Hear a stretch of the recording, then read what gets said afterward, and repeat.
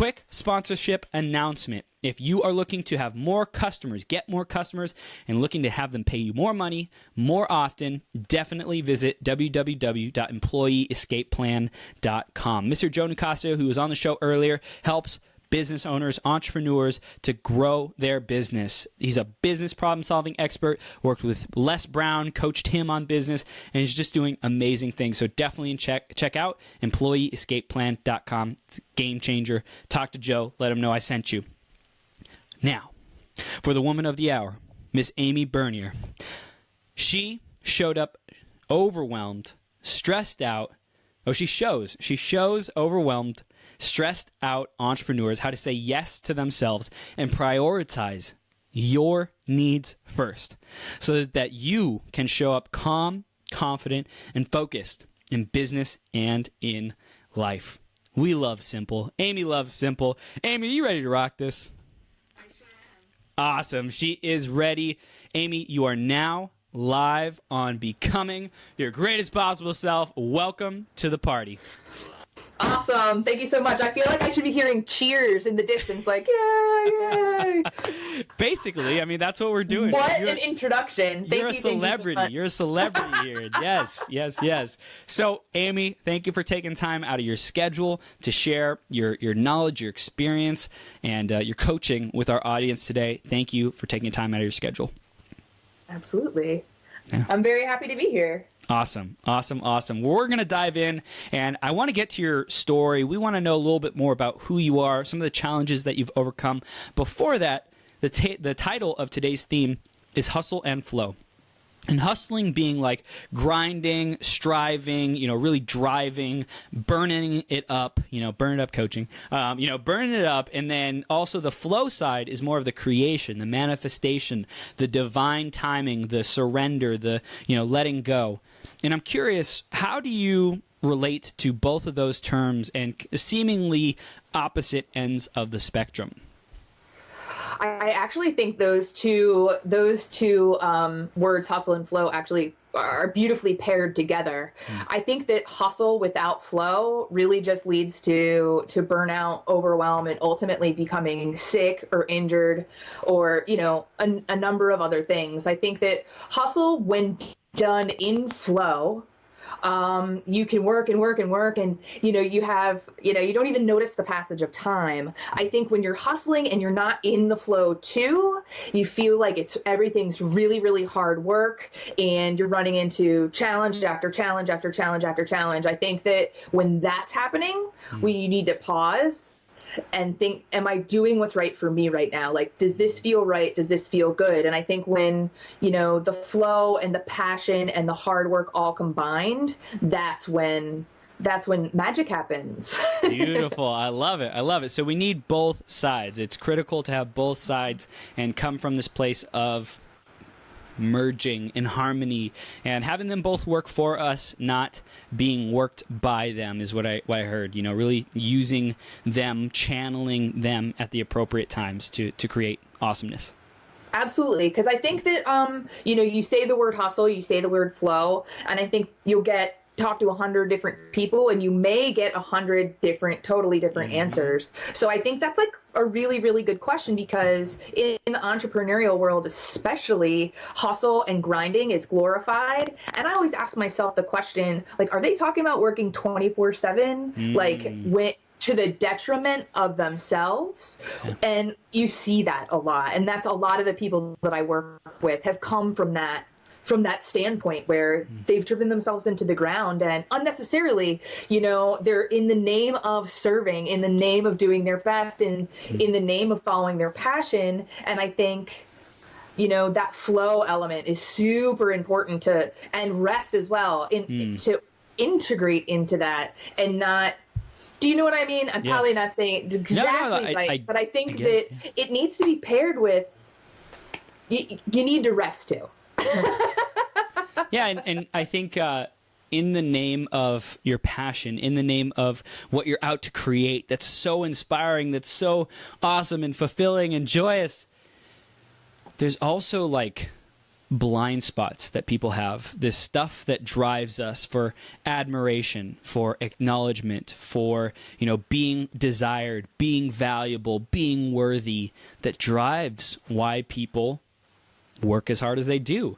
And it's like when we are able to distinguish those inauthenticities about why we're doing the things that we're doing. Why do we want to impact 1 million people? Amazingly awesome, beautiful goal. Why are we being driven by that? What's the conversation? What will that bring us? And I think that that's what causes people to work so hard, but not actually give themselves the space, versus if they come from another place or have distinguished that blind spot, they're like, okay, I'm going to work really, really hard, but I'm here to love life and enjoy this thing. So I'm going to work really hard and then take a good amount of time to love myself and enjoy myself. Absolutely. And I think that there's so many different perspectives and points of view on the word balance. So again, that's one of those other things where you can say it and people perceive it in different ways. So, and some people say, oh, balance is a real achievable thing. And other people say, oh no, if you're really dedicated to your craft, like balance, no, there's no balance. And I think like, what we all kind of can fall into, and me too, nothing that I say ever comes from, not having the experience myself. Right. I think that, oh gosh, I lost what I was going to say. Balance. About. Is balance true? Yes. Is it real? I lost it. We'll find it again. It'll come back. Yeah, absolutely. Cool. So we'll keep going because you got to catch us up on who you are. Who is Amy Bernier, and what are you all about? What's the principles that you live by? What's the journey been like? What have been some of the challenges that you've had to overcome to get to where we are today? Sure, absolutely. My name is Amy Bernier, and I'm the Say Yes coach, and I teach people how to say yes to themselves before they say yes to everything else. And the journey for me really began at the core of it from a very young age. I was an overachiever and a people pleaser, and that is a deadly combination, is what I learned over years and years and years and years. So I was a teacher. And teachers are very much focused on giving and giving and giving. And the experiences that I had with being a teacher, they just kept asking for more and asking for more and asking for more. And as I am a giver, and I believe in doing it for the children and giving them what they need, I was continually giving of myself without ever replenishing anything for myself. Like working at night, working on the weekends, just constantly working. And I never gave it a second thought. So after doing this for about 10 years in a variety of different places in the suburbs and the inner city, and I moved a bunch, I, surprisingly one day, it's never surprisingly one day, but surprisingly one day woke up and I had a horrible back problem and I couldn't walk. And I wasn't able, it started as a pain in the bottom of my leg, and then it worked its way up the rest of my leg. And I would go to school. I would just keep on going and keep on going and keep on going. I wouldn't take the time to take care of myself because I needed to help the kids. I needed to do what my boss was saying. I needed to collect the data. Like I needed to do all of these things. The urgency around fulfilling the needs of all of these different roles in my life was the driving force behind everything that I did. And very much it was my identity, calling myself a teacher and serving these different people was basically, it consumed me. And I didn't think anything of it. So when I finally kind of got to that day where the pain overcame, was stronger than the will to be able to walk and to drive to work the next day and the next day and the next day, I actually had to stop. I wasn't able to go back to work. I took the time off. I talked to the doctors and all that kind of thing. Like I had 2 herniated discs pressing on my sciatic nerve. And with that kind of pain, there isn't like do this or do that and you're all better. There's a variety of possibilities. And I really thought, I really just thought I needed to push through. And I'm going to tell you, if you have ever had this experience, like this isn't a situation where pushing through is the answer, but it was like what I had learned my whole life was work harder, work harder, work harder. If you're not getting the result that you want, work harder, you know? And so I was forced to stop. My body said no more. And I really, when my job was kind of, I had to take a step back away from it, you know, and I didn't end up going back. I ended up having to take a step back in the springtime. I was literally spending my days laying on my stomach because that was like the position with the least amount of pain. Right. And I remember just being like, waiting for the day that I would go to the chiropractor, waiting for the day that I would go back to the doctor and they would do something and I would, you know, cross my fingers that, you know, this would fix it and this would fix it. And in the process of being in this kind of pain, so much pain that it was really hard to keep a thought in my head. I really asked the question just in general, you know, why is this happening to me? You know, I'm a good person. I do good things for everyone. I don't understand. And really what I realized was I had been giving it away, my energy, my time of myself for so long, basically my whole life, that there was nothing left for me. And I wasn't going to stop. I wasn't going to stop. I didn't know anything else. So it was just going to keep on going and going and going until something stopped me. So I had this stopping moment. And I realized, you know, it wasn't like a lightning bulb moment. It was kind of in an unfolding as I was learning about myself. Like, I'm in all this pain. There's nothing I can control except how I'm perceiving my experience. So a couple of things that while I was in this pain experience and trying these different things and going to different doctors, a couple of different things that I could control, which were things that I did, really started to make a difference and really are, you know, habits and things that I partake in now and that I teach to others in order for them to, you know, facilitate more ease in their life. And one of the things was I started meditating. And the other thing that I started to do was to look for things to be grateful for all of the time. Yes. So this humongous experience, it kind of blew up my life, which at the time I thought ruined my life. You know, when I was in that much pain, I couldn't see beyond ever living in a different way. I couldn't see beyond being a person that had chronic pain. So the fact that I'm not in chronic pain right now and I get to do what I'm doing, it just shows me and can be an example to people out there that the thing that could be the thing that's destroying your life, the thing that you think is life couldn't get any worse, that very well could be the biggest gift that you've ever received. A catalyst, in fact, to your learning in a way that you never even thought possible.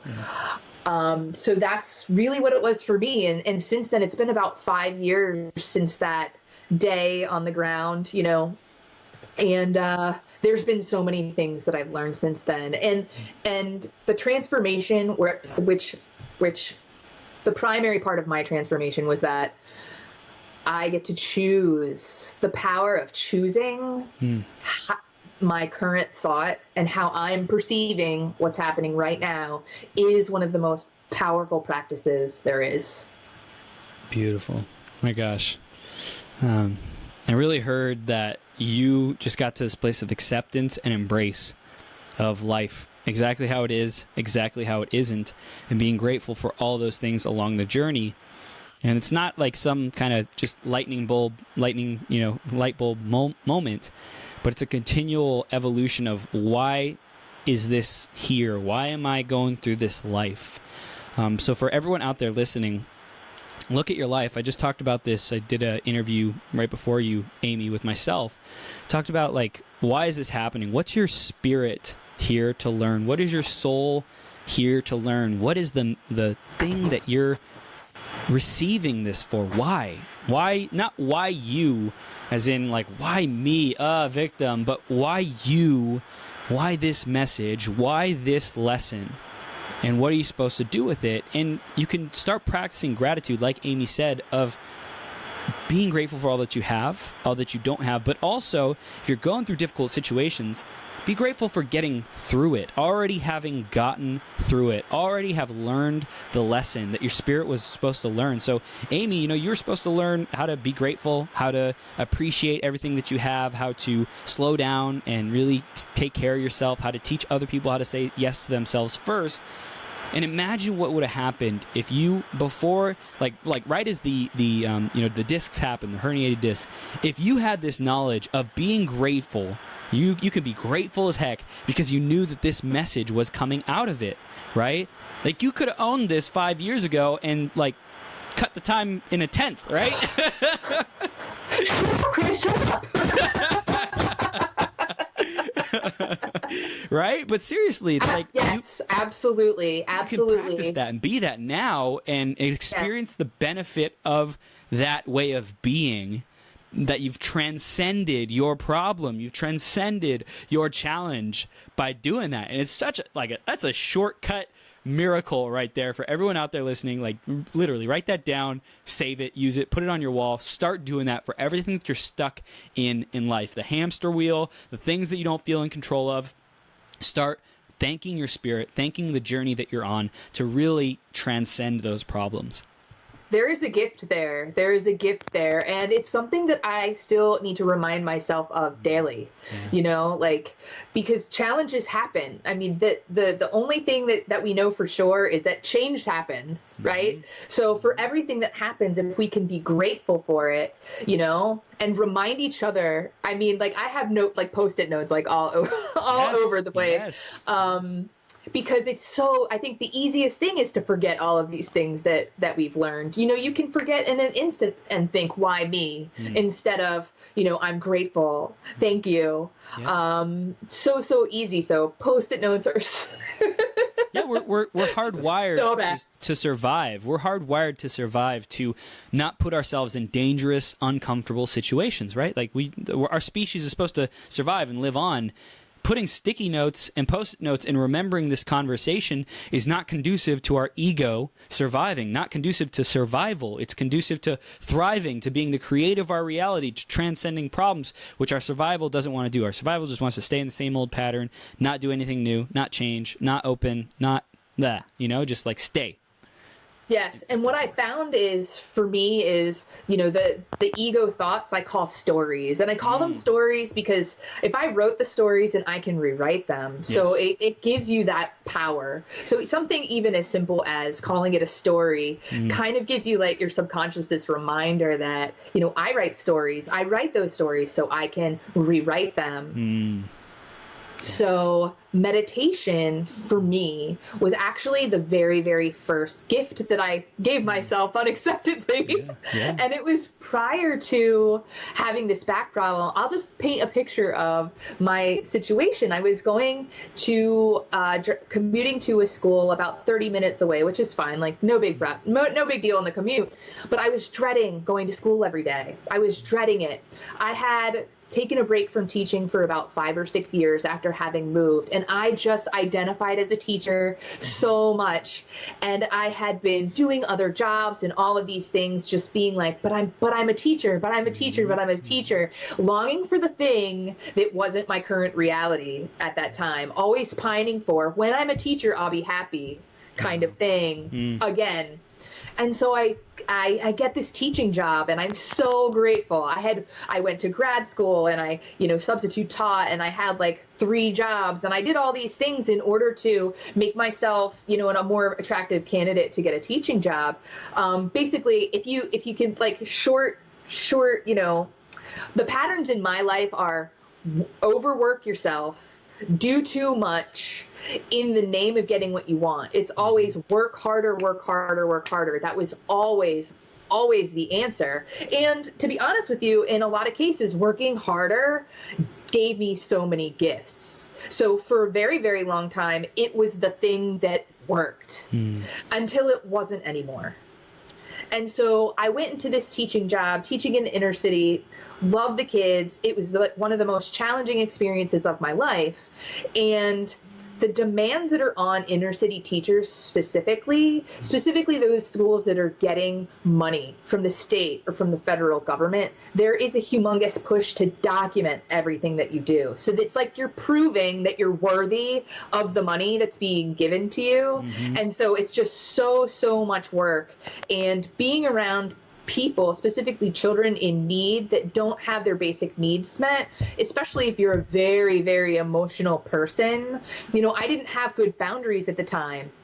All the feelings of all of the children that I was working with, I could feel them, and I just wanted to help. I pretty much was like, if I could have opened up a bank account that could pay for everything that they had ever needed, I would have been like, take my money, you need it, that was and that's what I was doing with my energy. And, having taken a break for a couple of years, things had changed, and the desire to be the best, right away was so strong. So I wanted to work even harder, just for anybody out there that's just starting anything, whether it's going back to teaching, whether it's becoming an entrepreneur, whether it's being at a new job. You're not going to be the best right out of the gate. There is time and learning that needs to happen, no matter how smart you are, no matter how hard of a worker you are. And to have the expectation that you're going to be the best out of the gate and you're going to do whatever it takes to be the best, compare yourself to these people that have been doing it for years and years and years, is really setting yourself up to fail on so many levels. So I really, really set myself up to fail. In the name of, I'm finally a teacher again.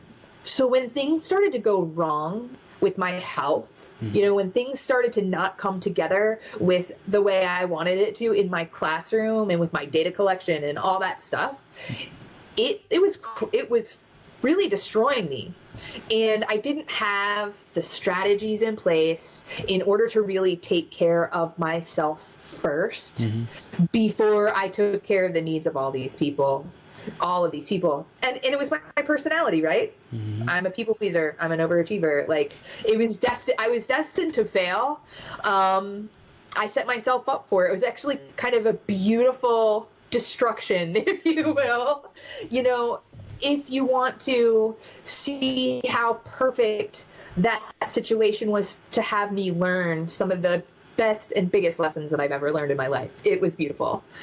But I was having panic attacks. I was anxious. I was getting migraines. Literally, parts of my body would stop working. And I never for once thought, I'm making this happen, it's because of what I'm doing. I thought, why is this happening? I can't believe I keep getting sick. How could I possibly be anxious? Like, I was totally disconnected from what's going on. So meditation was one of those things. I was in desperate need because I started having this pain. I would lie down at night. I would feel the pain because I had nothing to distract myself with. And my mind would just race about all the awful things that could happen the next day, all the things that I had done that were probably not good enough. And on and on and on. And I was desperate for some kind of answer. And when I was scrolling on my scrolling on the internet, I saw meditation and I was like, you know what? I'm committed, because there were no other answers. Right. So when I started to do that every night, I didn't know it was working. I just did it. I would listen to the 30-minute thing and that's it. And I didn't know it was working. I didn't know it was working. And then my roommate goes, something's different. And I'm like, what? She goes, are you on new medication? That's awesome. And what she didn't know is I was on nothing at that point. Right. Because I wasn't sure what was causing the things I was going through. So I just said, let's eliminate this as an option. So that's when I started to pay attention, and I realized that what was happening was I was creating space between the story I was telling myself and everything else. That's beautiful.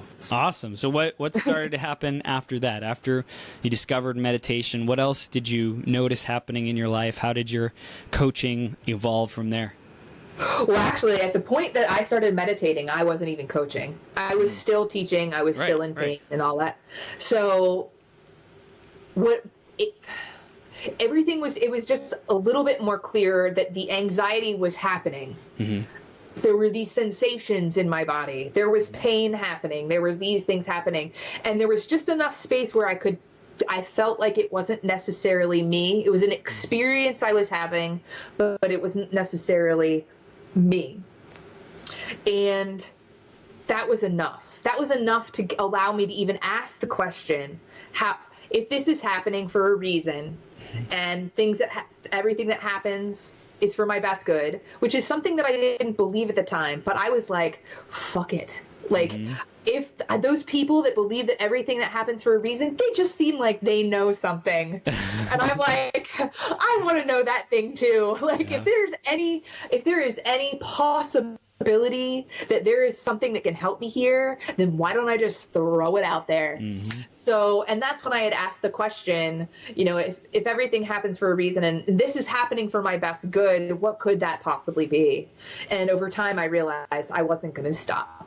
Like, I was basically on a path to destruction, or pretty much already had destroyed myself. But imagine what could have happened if I hadn't stopped. I have no idea. And so what happened was I had to start saying yes to myself. And that's because my body was forcing me to. And what that looked like was only saying yes to the things that either didn't cause me more pain, or that, or that just like made me feel a little bit better, or saying no to things. Like, I had to stop helping people. Like, I couldn't go to my job. I couldn't help my friends. Like, I literally had to just do things that were best for me. And at the time it looked like saying no to a lot of things. And oftentimes saying yes to you is saying no. Yeah. If something doesn't line up with who you really are, or who you really desire yourself to be, then the answer is no. Like, you could have a great job come along, but if it doesn't feel right, then it's not for you. And so that concept started in a very kind of like opposite way. I had to prioritize myself because I was in so much pain.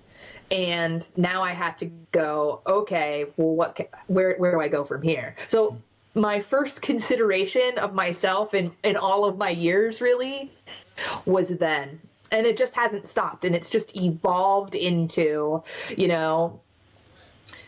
I get to choose the story that I tell myself. I get to rewrite the story. I say yes. And the say yes revolution, and it's like most simplest form, is say yes to the story that empowers you, not to the one that disempowers you. And I'm talking about the story that you're telling yourself about yourself first. Yeah. So say yes to yourself in your own being and watch what happens. Beautiful. Awesome. So I got that, we want to meditate. Like, one of your recommendations obviously is going to be meditation, to start giving ourselves space to notice the story that's running us, to be able to distinguish the story, the automatic thoughts, the automatic process that's going on in our ego, in our, survival mechanism, all that kind of stuff. So once we start doing that, we can start choosing a new story, and you really advocate that to choose your thoughts wisely, choose what you focus on, be the creator, be the author, and really, feed the empowering story, choose the empowering story versus the disempowering story. So what else can you tell us about creating empowering stories and living into those empowering stories and being unstoppable around living those empowering stories? Well, I would say one of the things that also helped me is writing down, and this is years and years and years ago, writing down the kind of life that I wish to live. And and the qualities that I needed to have, or I thought that I needed to have in order to live that life. And so when I would come upon a decision, I would decide, is this saying yes to the best version of me? Not the me that's saying I'm scared of doing Facebook Live, or I'm scared of making that phone call, or I'm scared of having that conversation. The me that lives this life, my dream life, what would they say? And then do that. Yeah.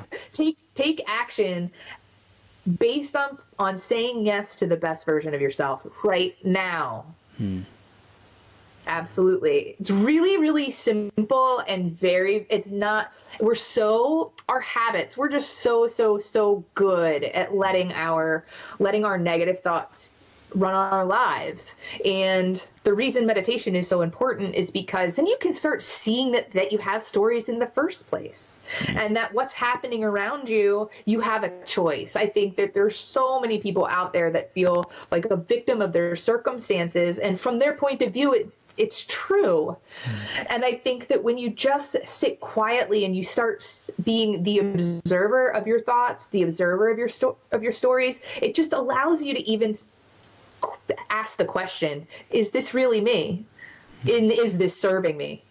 And I really believe in making meditation and making mindfulness really accessible and easy to do, and small things. People want to change their whole lives. I want to live my dream life, but I want to live my dream life now. And I'm going to go to the gym, and I'm going to start eating healthy, and I'm going to meditate like 3 times a day. And, I'm only going to talk to positive people, and like all this stuff. Like, did I mention I was an overachiever? Yeah. So I did that too. Yeah. And what I found was when the goal was, when my goals were, I need to have a certain body, or I need to eat a certain food, or, I need to have a certain job, when those were my goals and I attacked them all at the same time, in order to attain those goals, I always burned out. But what I found was, after I ended up having back surgery, and it was an amazing experience in gratitude, and feeling appreciative and celebrating little things. Because after having years of pain like that, and then all of a sudden your experience is totally different, you don't have that pain anymore, you're just like, oh my God, I can sit. Oh my God, I can stand. Oh my God, my mom doesn't need to take me to the grocery store. I'm not walking like I'm an old person anymore, and what I found is making changes in my life, in my health, in my fitness, because I have to do all those things. Because at the time of these problems, I was overweight, I was drinking a bunch, I was smoking cigarettes, I was doing all these things. And at the time, I didn't realize that those were all just symptoms of my not living a life that I loved. I was just avoiding the truth by, coping with these, with things that only made it better for a little while. So here I had surgery, and I'm like, I did negotiate with God when I was in pain, and I was like, God, if you are real, like, I promise when I get through this, I am going to be the healthiest, happiest person I can, and everything I learn, I will share. I will share it with people, because I know I can't possibly be the only one. Now, after the surgery, it did take me about 6 to 9 months before I actually was like, oh crap, I made a promise, and I realized, like, the promise, was to myself. It was to me. And when I did start to make those changes in my fitness, in my eating, and in my thinking more and more consistently, I didn't focus on the weight. I didn't focus on, needing the car or needing the job. I focused on celebrating every step that I took that was in alignment with who I wanted to be. Yeah. And when I was celebrating all the time, I was happier. And I had the perspective, I had the contrast to pull from. Like, I can go to the grocery store by myself. Woohoo! Like, when you can get that small in your celebrations, like, you're going somewhere, because the momentum that you create, and the happiness that you're creating in your life, it fuels your progress. So in my mind, I was becoming happier and stronger and more confident, as opposed to, I was losing weight and, that kind of thing. Does that make sense? Yeah. Yeah, it does. Absolutely. And I totally agree with you on the micro celebrations, like doing that as often as possible to just keep ourselves going, to keep that optimism, to not buy into the doubts and the fears, because a lot of that comes from, like, it's not enough, comes from I'm not getting any attention, comes from, damn, I feel alone, and like I want to be there already. I want to be in the mansion with my family. I want to be at the party on the yacht with all of my best friends. Like, what the heck, you know? And it's that gap, the reality between where your dream is, that people get so frustrated with, and they get stopped by, and they self-sabotage themselves because they get in this downward spiral of, why am I not there yet? Like attachment, not enough. And so those micro celebrations really start to spiral us upward, and be grateful and be, you know, just energy. It's the energy that we're putting out in the world. So if we're having good thoughts, if we're having positive thoughts, celebration thoughts, we're being grateful for where we are right now, it's just this constant upward spiral that we keep attracting more and more better and better things into our life to create more of that great energy. And I would say, even if it's a, you know, small thing, right? It could be a small thing, but don't let that mean that it has to be a small celebration, right? You could celebrate your brains out just because you woke up today. You could celebrate your brains out because you go through a stand at the grocery store and you're able to afford your food. Like, my gosh, there is nothing in this world that is too small to celebrate as big as you possibly can. There's nothing, because it's your choice, it's your story, as Amy said, and you get to write your story. You get to write what things mean to you. And how awesome would it be to write a story, to write a journey, a life manifesto where you can look back and people look back and they're like, this person celebrated everything. They were just the happiest, most joyous, most loving, most empowering, most forward-thinking, most, you know, contributing, generous person ever, because it was all about the little things that added up to the big, big achievements and celebrations and victories and life legacy that we get to leave. And you know what? It's contagious. Yeah. You know, when I first started my journey, my fitness and weight loss journey portion, I was having a really hard time keeping myself accountable to myself. So about 2 years ago, I was like, all right, I'm going to make this public. And that was kind of the beginning, I would say, me not knowing, the beginning of my coaching career.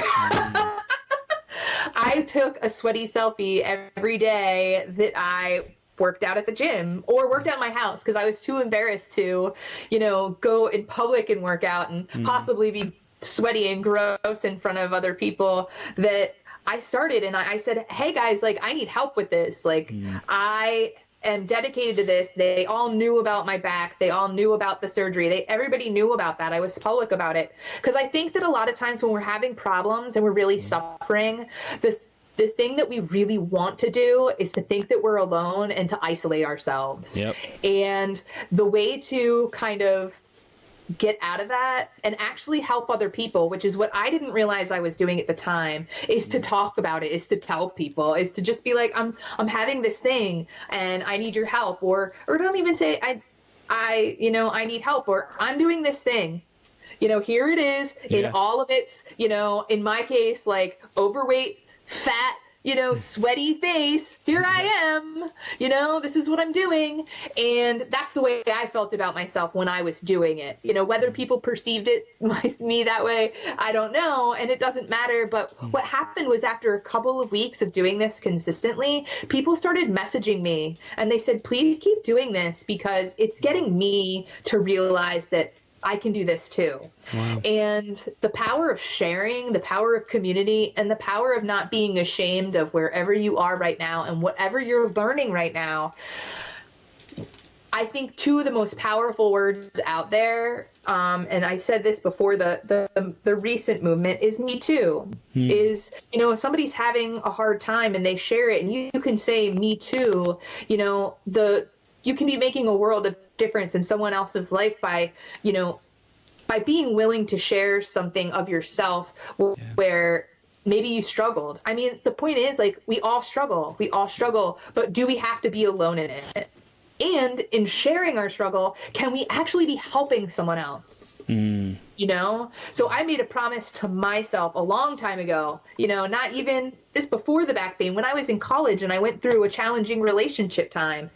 Man, I said, if I had the opportunity to share my experience with someone just like me, that went through something just like me, I will step away from any kind of shame or upset that I feel about, having been through this situation. I will share it with that person and whomever needs to hear it in order for that person to know that they're not alone. And I continue that in what I do now as well, because it's important for everybody to know that everyone's in a learning process and a growth process, no matter what amount of money you're making, no matter what size your house is, whether you have a billion friends or just 3, we're all learning every day. And I think that we have so much more in common than not. And that in the sharing of our journey, people are realizing, me too.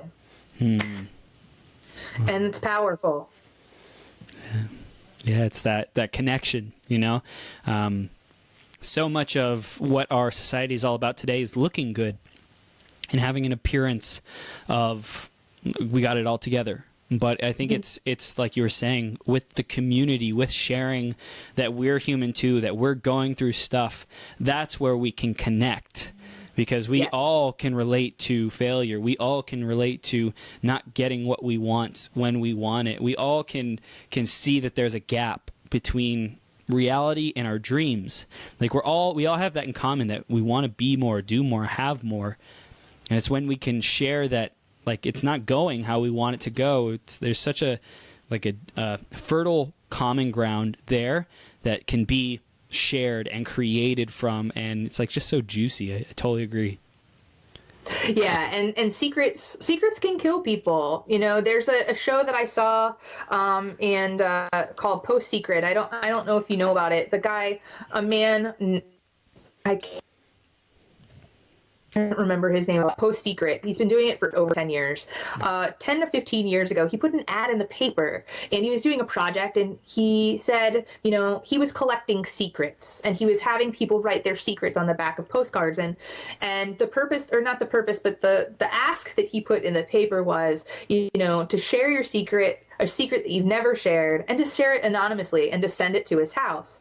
Now, I live in Maryland, so it just so happens that he, at the time, also lived in Maryland. He would thought, wouldn't it be cool if I got 365 postcards, so one for each day of the year? He got thousands and thousands of postcards all over the world. And this is pre-internet, everybody.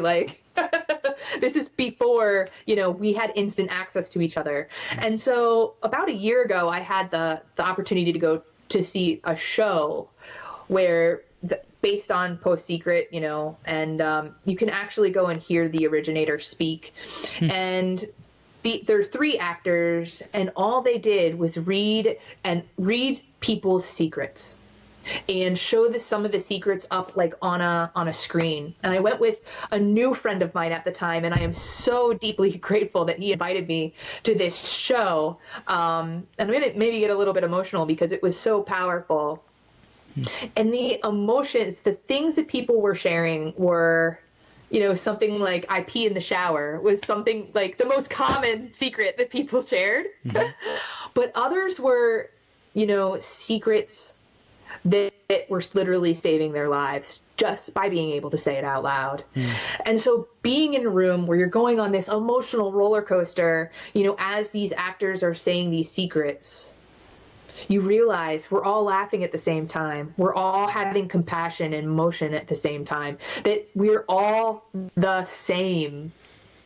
We have all of these emotions, and we're afraid to share grief and shame and all of these things. And the thing that we all have in common is that we think that the thing that we're ashamed of is unique to us and we're afraid to share. So literally, thousands of people are walking around in cities thinking I'm the only one, and holding it into themselves, walking by all these other people that are thinking I'm the only one.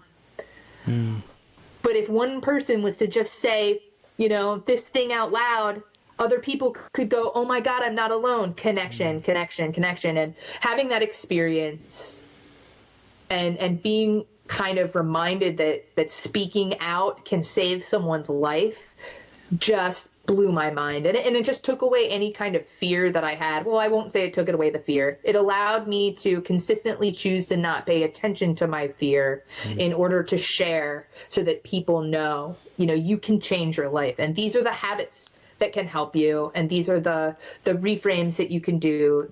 And you can live the life of your dreams. You're not trapped, Wow. It's beautiful. Beautiful, beautiful, beautiful share, beautiful life experience. And again, you never know who you're going to run into, who you're going to meet that's going to produce some crazy results in your life. We never know. And you just have to have the faith. When I was teaching, I first started teaching middle school, and middle schoolers, they're just like us. You look at middle schoolers and you think that they're crazy and you think they're emotional mess, hormonal messes. Well, I want you to meet a middle schooler and then connect to the inner middle schooler inside of you. And I think that that's where a lot of our stories actually come from, is that inner middle schooler, the saying, they're all going to laugh at you. You need to be the same as everybody else. Like, you can't possibly be imperfect, because then they'll know. Then they'll know. Yeah. And I lost my train of thought, but that's another really powerful thing to keep in mind, is that, our inner middle schooler, let's not let our inner middle schooler run the show. Let's let our best version of ourselves make the choices. Absolutely. So Amy, we're beginning to wrap up, and I got a couple more questions for you. Number one is going to be, what do you really want our audience, living, walking away with, taking action on after this interview? And then we'll find out how we can stay connected with you and what do you want people to do next. So let's really drive home what we want people to say yes to, all that good stuff. Okay.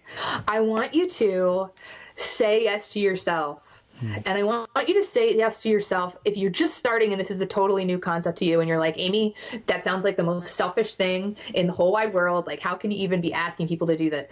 I'm talking to you. I'm talking to you, the person that thinks that this is selfish, because you've been so selfless that it's time for you to really focus on you.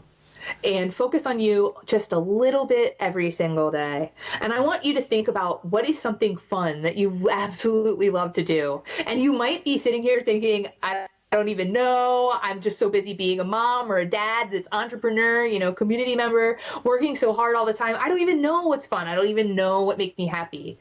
And I want you to think back to when you were younger. Was it coloring? Was it jumping rope? Was it playing outside? Was it singing? Was it dancing? I want you to think of something that just lights you up. And I want you to do it for 3 to 5 minutes a day. I want you to put it in your calendar. I want you to make it a priority. And I want you to move you from being in the bottom of your to-do list right to the top. It doesn't necessarily mean that you do it first thing in the morning, unless that's what you like to do. But I don't want you to skip that for at least a week. Don't skip it. You're a priority. You're worthy of taking the time for yourself. And then I want you to start meditating. 3 minutes a day. And I want you to just notice, because I believe that saying yes to you doesn't have to be this, I'm quitting my job, like, I'm not going to be friends with my friends anymore, I'm going to the gym, I'm going to live there, I'm going to eat healthy. And it doesn't have to be this life overhaul that's like, I'm wiping the slate clean, It can be integrated into your life now. And what you'll start to notice is you're having a little bit more fun. You might want to start having a lot more fun. And you're noticing when those inner middle schooler stories start popping up, and then you can start choosing something different. So I would say those two things to begin with. If this concept is new to you and you're like, I don't even know how I'm going to do this, it doesn't have to be big. It doesn't have to be huge. It can literally be 3 minutes a day. And I guarantee you will notice a difference for sure. Awesome. I love it. So we're definitely taking action on that. More me time, more us time, and meditation. Great stuff. And how do people stay connected with you, Amy? I have a business page called Say Yes Coaching. I'm totally open to friend requests to my personal page, Amy Bernier. I also have a Facebook group called Meditation for Entrepreneurs for people that are ready to just get started in their journey to identifying their stories through meditation and start making new choices. Awesome. Beautiful. Yes. I love it. I love it. I love it. So cool, Amy. You're a rock star. And thank you for coming on today and sharing about your journey. And I'm stoked to see where the Say Yes coaching goes moving forward. I'm stoked to see all the people's lives who you impact, who you give them their freedom back to create their story, to live an amazing life. You are doing such important work in the world, and we thank you, and we're so grateful. Our audience got massive value out of your shares and your guidance, so keep up the great work, okay? Thank you, Chris. And everyone, have a wonderful night, and I hope to meet you soon. Absolutely. Take care, Amy. Bye.